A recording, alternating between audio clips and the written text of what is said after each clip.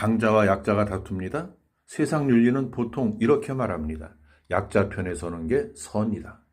예, 맞습니다. 약자를 보호하는 것은 아주 귀한 일이죠. 그런데 성경은 질문을 하나 더 합니다. 그 둘 중에 누가 말씀 편에 서 있는가? 지저스 타임은 하나님의 사랑과 은혜를 나누는 복음 영상입니다. 구독하고 알람 설정을 하시면 그 사랑과 은혜를 함께 나누실 수 있습니다. 안녕하세요. 미소교회 맹경재 목사입니다. 여러분은 복 있는 사람이 누구라고 생각합니까? 조건이 좋은 사람입니까? 아니면 상황이 편한 사람입니까? 오늘 시편 1편은 아주 단호하게 말합니다. 복은 환경이 아니라 어느 편에 서느냐에서 시작된다. 시편은 복 있는 사람으로 시작됩니다. 원어 표현은 행복하여라, 복되도다에 가까운 감탄인데 하나님께서 우리에게 이렇게 묻고 있는 겁니다. 너는 어디에서 행복을 찾고 있니? 무엇을 따라 살고 있니? 그리고 시편 1편 1절은 세 가지를 말합니다. 복 있는 사람은 첫째, 악인의 꾀를 따르지 않고, 두 번째, 죄인의 길에 서지 않고, 세 번째, 오만한 자의 자리에 앉지 않는다.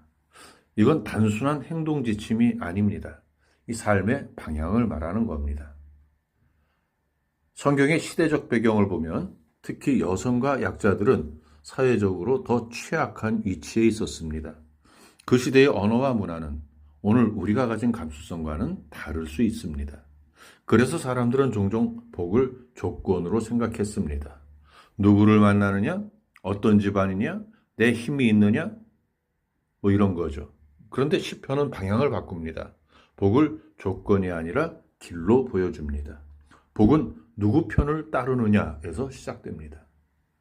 성경에는 조건이 바뀌지 않아도 선택으로 인생이 바뀐 사람들이 나옵니다. 여리고의 라합, 모압 땅의 룻.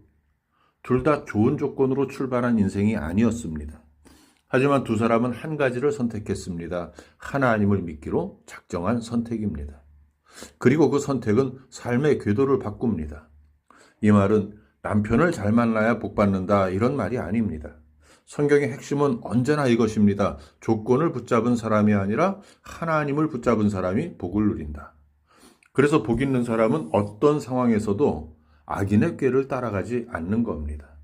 그 꾀가 아주 달콤해 보여도, 그 길이 당장 편해 보여도 복 있는 사람은 하나님 편에 서는 선택을 합니다. 잠언을 보면 의인과 악인을 대비하는 말씀이 반복됩니다.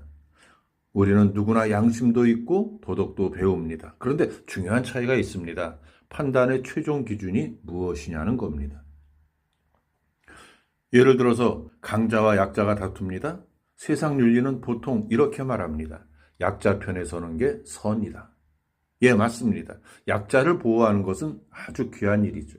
그런데 성경은 질문을 하나 더 합니다. 그 둘 중에 누가 말씀 편에 서 있는가? 누가 하나님의 뜻을 거스르는가? 여기서 우리는 조심해야 할 것이 있습니다. 이 말은 결코 약자를 미워하라라는 말이 아닙니다. 성경은 약자를 돌보라고 분명히 말합니다. 다만 선의 최종 기준은 여론이 아니라 하나님이라는 겁니다. 크리스천은 사람을 이기려고 말씀을 들이대는 사람이 아니라 말씀 앞에서 먼저 자기 자신을 굴복시키는 사람입니다. 그래서 복 있는 사람은요, 자기 편, 자기 감정 편, 그리고 분위기 편, 이런 게 아니라 말씀 편에 섭니다. 성경에는 우리가 읽으면 불편해지는 본문도 있습니다. 가나안 정복 이야기가 그렇죠. 우리는 이런 본문 앞에서 가볍게 말하면 안 됩니다. 다만 성경이 보여주는 큰 그림은 이것입니다. 하나님은 죄를 가볍게 여기지 않으시는 거룩한 하나님이시고 동시에 자기 백성을 지키시는 보호하시는 하나님이십니다. 우리는 그 시대의 역사적 맥락과 구속사의 흐름 속에서 이 본문을 조심스럽게 묵상해야 됩니다. 그리고 오늘 우리에게 적용할 때 내가 누구를 쳐야 하나가 아니라 내 안에 죄와 타협하려는 꾀를 끊어내야 한다로 적용해야 합니다. 복 있는 사람은 하나님을 두려워하지 않는 꾀를 자기 안에서부터 거절하는 사람입니다. 시편 1편 2절은 복 있는 사람을 이렇게 정의합니다. 오직 여호와의 율법을 즐거워하며 그 율법을 주야로 묵상하는도다. 복은 참아내는 의무가 아니라 즐거움의 방향에서 시작됩니다. 무슨 말입니까? 복 있는 사람은요, 하나님의 말씀을 억지로 붙드는 사람이 아니라 말씀을 즐거워하는 사람입니다. 신앙의 가장 중요한 질문이 있잖아요. 사람의 제일 되는 목적이 무엇입니까? 답은 이렇죠. 사람의 제일 되는 목적은 하나님을 영화롭게 하고 영원토록 하나님을 즐거워하는 것입니다. 여러분, 복 있는 사람은 하나님을 이용해서 복을 얻는 사람이 아니라 하나님을 즐거워함으로 복을 누리는 사람입니다. 그래서 삶의 선순환이 일어납니다.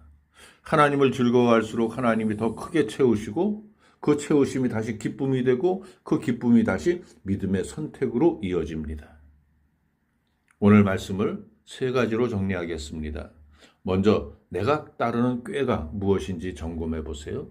편리함, 인정, 비교, 분노, 그게 나를 끌고 가지 않는지 판단의 기준을 말씀으로 다시 세워야 합니다.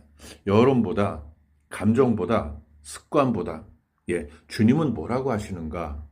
하나님을 즐거워하는 그 습관을 작게 시작하세요.